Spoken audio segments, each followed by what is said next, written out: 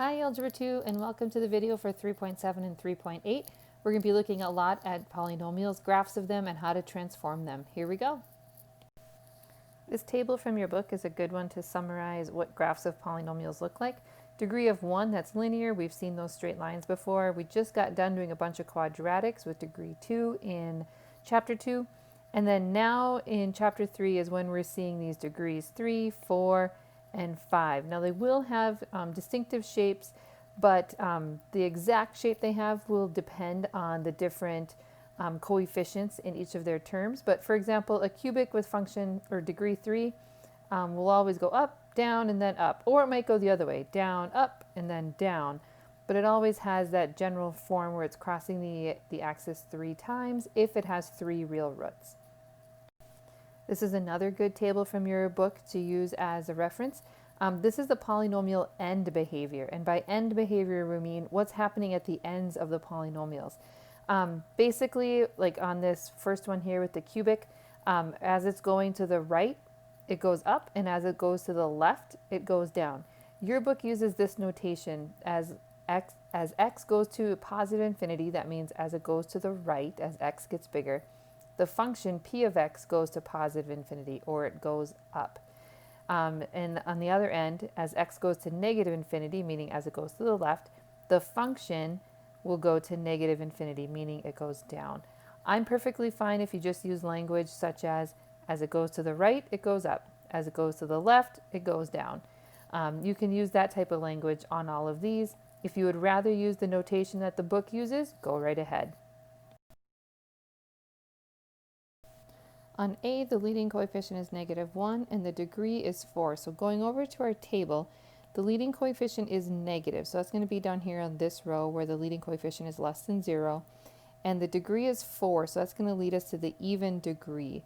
And what this table is telling us is that this might not be exactly what our table or what our graph will look like. Our graph is going to have more bumps in it because it has a degree of 4.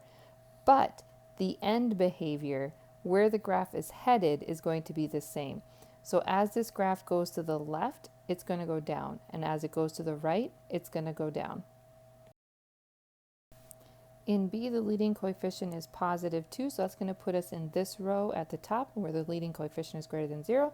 And the degree is odd, which is 5. So the end behavior, again, the graph of this polynomial would be different. It would have more bumps in the middle. But the end behavior is going to be the same. Meaning as we go to the left, this graph is going to go down, and as we go to the right, this graph will go up.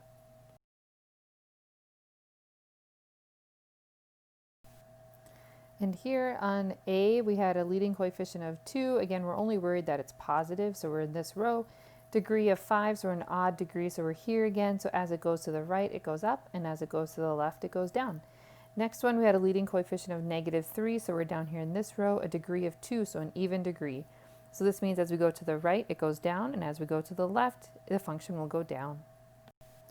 Here again, I'm going to bring the handy little table with us, and we're going to identify whether the function that's graphed here has an odd or even degree and a positive or negative leading coefficient. Remember, we're looking at the general shape of the graph. So this one, it goes up when you go to the left, and it goes down when you go to the right, and so you're looking right about here. And so what we see here is that it has a negative leading coefficient. I'm going to say negative LC, negative leading coefficient. It has an odd degree. And we can see that again from this piece of the graph because of that end behavior. The ends of the graph are the same, even though, like I said, there's more bumps going on in the middle. We're only worried about the end behavior right there. I see on this one that it has this end behavior right here where it goes up as you go to the left and up as you go to the right. And so that means my leading coefficient is positive, greater than 0, and it has an even degree, I can see from the column there. The next thing we're looking at is turning points, and what we mean by that is if we have a graph, say like this, it would have turning points here, here, and here. Those are called turning points, or local maximum or local minimum. Maximum would be if it's at the top of a bump, and the minimum would be if it's at the bottom of a bump. To find local maxima and minima, we're just going to use our graphing calculator. So I typed it in. I'm going to fix my window here a little bit so I can see it better. And then when you tap on those maxima and minima parts, you will see what they are. And what we're looking for here are the y values. So our local maxima is going to be that 21.785, and the minima was going to be negative 19.785. On this one, I've graphed it and I've zoomed in so I can see my local maxima would be negative 1.911, and my local minima would be negative 4.089. Remember, looking for the y values on those maxima and minima. In 3.8, now we're transforming polynomial functions. These transformations that are summarized in your book are the exact same transformations we've been seeing already. So keep referring to that and keep using that, but they should be familiar. For our first one, the rule says that we're going to take, for our new function, we're going to take our old function and subtract 2, which means just move it down 2 units. The rule here would be our old function, which is x cubed minus 6, and then a minus 2. So when I simplify that, it would just be x cubed minus 8. And moving it down 2 makes sense because now its y-intercept is going to be at negative 8. And if I looked at what a cubic function looks like, it's going to be something like that. And there you go. On this one, our new function is going to be h of x equals f of x plus 3. So that means for my new function, wherever I see x, I would plug in x plus 3. So there's x plus 3 cubed because I'm putting x plus 3 in for x right there. And I'm just going to leave it like that. We could multiply it all out and simplify it. But for transformations, it's easier like this, because if I plot my original function with its y-intercept at negative 6, it would look like this. Now this x plus 3 part, remember that's moving it to the left 3 units. And so I'm just going to move it to the left 3 units and make my new graph right there. It doesn't have to be perfect right now. We're just getting an idea of what this looks like. Here we're going to take this polynomial and reflect it across the x-axis. Now remember, if we go across the x-axis, that's going to make the y values of every point its opposite, which makes the entire output of the function its opposite. So g of x, our new function, is going to equal the opposite of that old function. Remember, refer to that table when you're doing these transformations as well. And so it's just going to be the opposite of the entire function right here.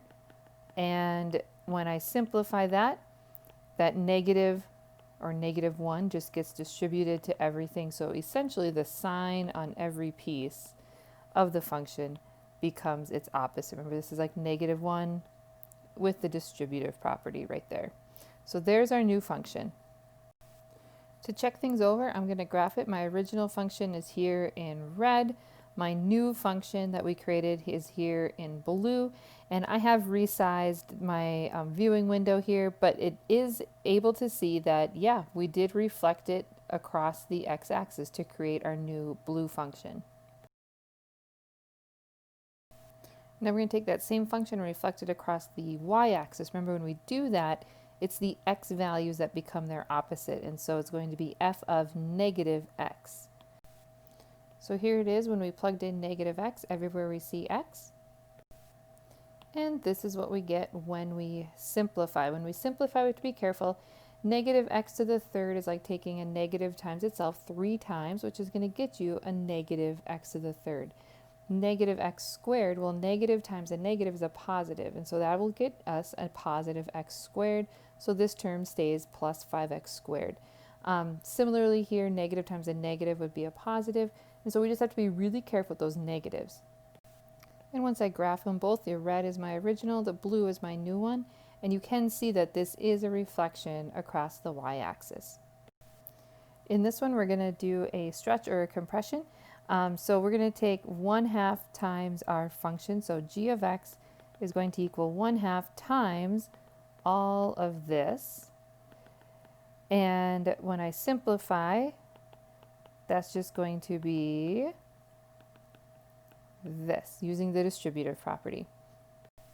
When I graph this, I have my old function in red and my new function in blue, and you can see that we created a vertical compression by a factor of 1/2, meaning all of my y values are half the distance now from the x-axis that they usually were. Okay, first we're going to create our new equation. This one says that we're going to plug in 1/3 x wherever we see x in our original.